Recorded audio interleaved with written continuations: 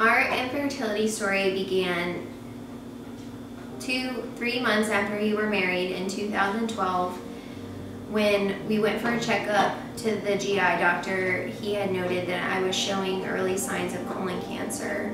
So his recommendation was for me to have my colon removed. And with us knowing how damaged my intestines were from the years of Crohn's, then we agreed and I had an ileostomy placed. A year later after that, during a laparoscopic procedure with my OBGYN, he had then noted that my tubes were completely and just very severely damaged and they were not going to be able to be repaired. So at that point we knew that we were not going to be able to conceive naturally, and that's when we started to pursue in vitro.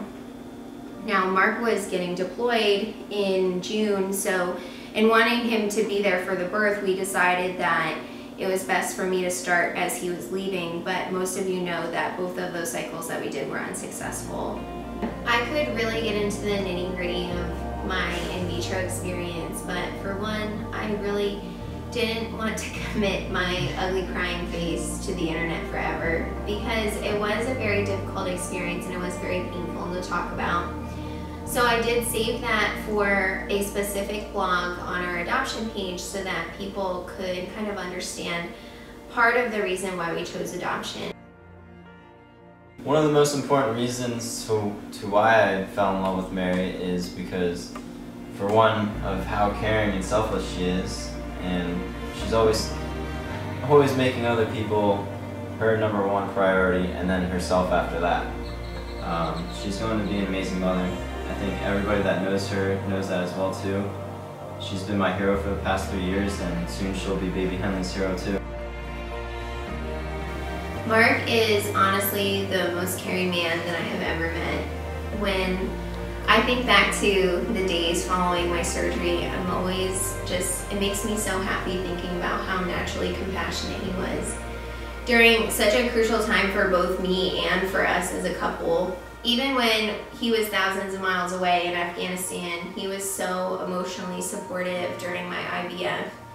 I know, like, with his personality and just being the person that he is, that he's going to be the most amazing father.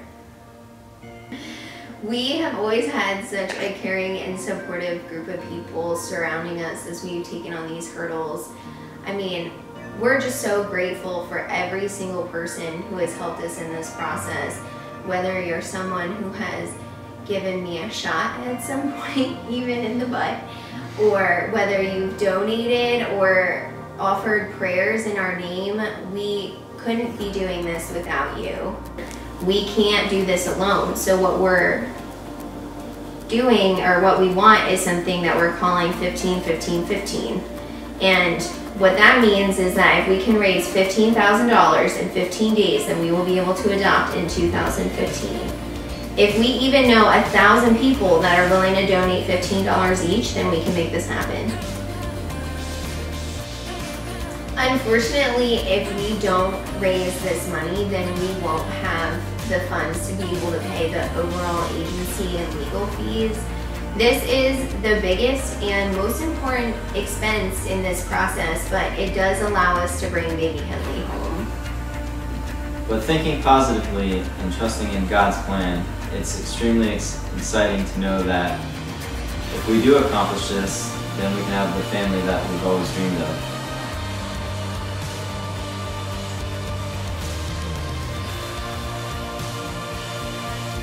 Thank you from the bottom of our hearts for being a part of this journey.